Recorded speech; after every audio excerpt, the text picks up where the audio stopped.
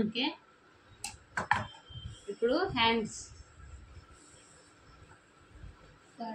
కూడా ఇక్కడ ఓపెన్స్ ఉండాలా, మన దగ్గర క్లోజ్ ఉండాలి. ఇట్లా వేసుకోవాలి.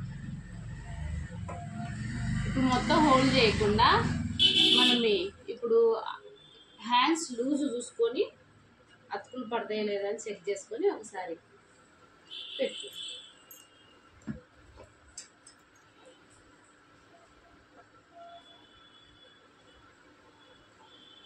మనకి అతుకులు పడుతున్నాయి కాబట్టి 4కి అతుకులు వేసుకునే బదులు రెండిటికి మాత్రమే అతుకులు వేసుకునేటట్టు కొంచెం వెనక్కి జరుపుకొని ఇట్లా పెట్టుకునే ఎడలైతే మనకి సమయము వృధా కాకుండా రెండిటికే సేవ్ చేసుకోవచ్చు.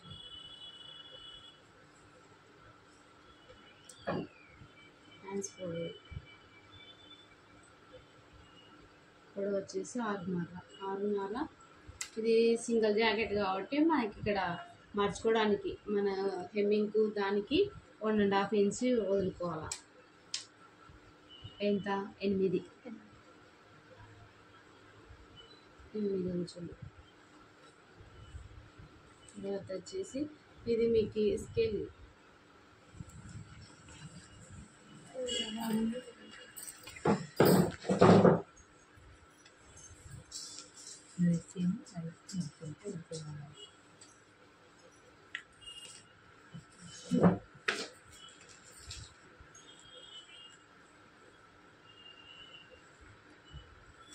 మనం ఎగస్ట్రా 1.5 తీసుకున్నాం కదా, ఆ 1.5కి ఇక్కడ ఒక మార్కింగ్ వేసుకోవాలి. ఒక లైన్ వేసుకున్నాం కదా. ఇప్పుడు దీని లూజ్ ఎంత ఉంది? ఇక్కడికి లూజ్ ఇది, ఎగస్ట్రా ఖర్చుకి ఇది. ఇక్కడ కూడా ఇక్కడ దాకుంది మనకి లూజ్.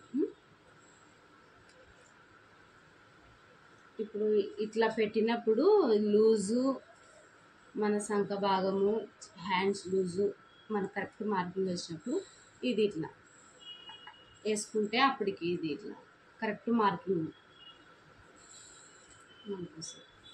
ఇప్పుడు ఇక్కడ నుంచి మనం దీన్ని ఎలా క్రాస్ గీసుకోవాలనేది చూపిస్తాం.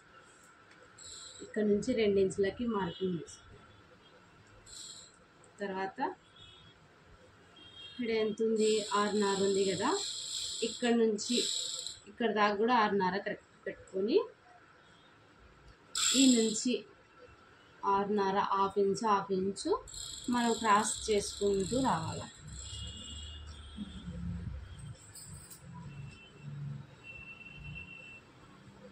ఇట్లా చేసుకొని ఇక్కడ దాకా దీన్ని ఇక్కడ నుండి ఇట్లా షేప్ చేయాలి. ఈ షేప్ వచ్చినాక మనం ఇక్కడ నుండి ఇక్కడ లూజ్ దాకా మనం క్రాస్ చేయాలి. హాఫ్ ఇంచు ఇక్కడ నుంచి కొంచెం లోతు. ఇది క్రాస్కి సంఖ ఇడ ముడత రాకుండా ఇది ఒక క్రాస్గా ఇట్లా కట్ చేసుకోవాలి ఫ్రంట్ భాగానికి. ఇది హ్యాండ్ కట్.